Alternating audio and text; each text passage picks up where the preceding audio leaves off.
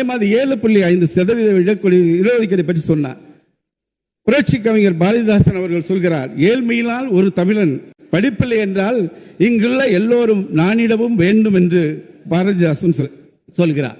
அந்த அடிப்படையில் அரசு மற்றும் தனியார் பள்ளிகளில் மருத்துவ படிப்புகளுக்காக 7.5% இடஒதுக்கீட்டில் இதுவரைக்கும் 2170 மாணவர்கள் பயன்பெற்று வருகிறார்கள்.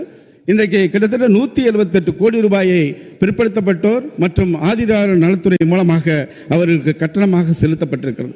மாண்புமிகு தமிழ்நாடு முதலமைச்சர் அவர்கள் 2021 பொறுப்பேற்றவுடன் உயர் படிப்புக்கான அந்த வாய்ப்பினை மருத்துவம் அல்லாமல் பொறியியல், வேளாண்மை, கால்நடை, மீன்வளம், சட்டம் ஆகிய அத்தனை அந்த உயர் படிப்புகளுக்கும் 7.5% இடஒதுக்கீடை விரிவுபடுத்தினார் நமது மாண்புமிகு தமிழ்நாடு முதலமைச்சர் அவர்கள்.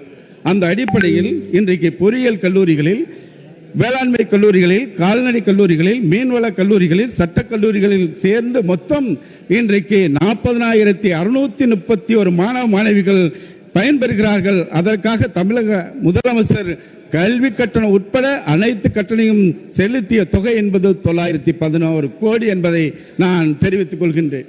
இதன் மூலமாக மருத்துவர்களையும், பொறியாளர்களையும், வேளாண் அறிவியல் விஞ்ஞானிகளையும், கால்நடை மருத்துவர்களையும் மட்டும் உருவாக்கவில்லை.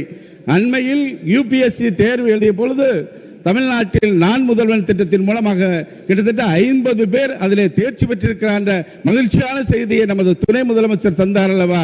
இந்த 40,000 மாணவர்களையும் நான் ட்ராக் பண்ணி பின்னாடி எடுத்து சொன்னால் இவர்களிலும் பல IAS, IPS அதிகாரிகள் உருவாவார்கள் என்பதை நான் தெரிவித்துக் கொள்கின்றேன்.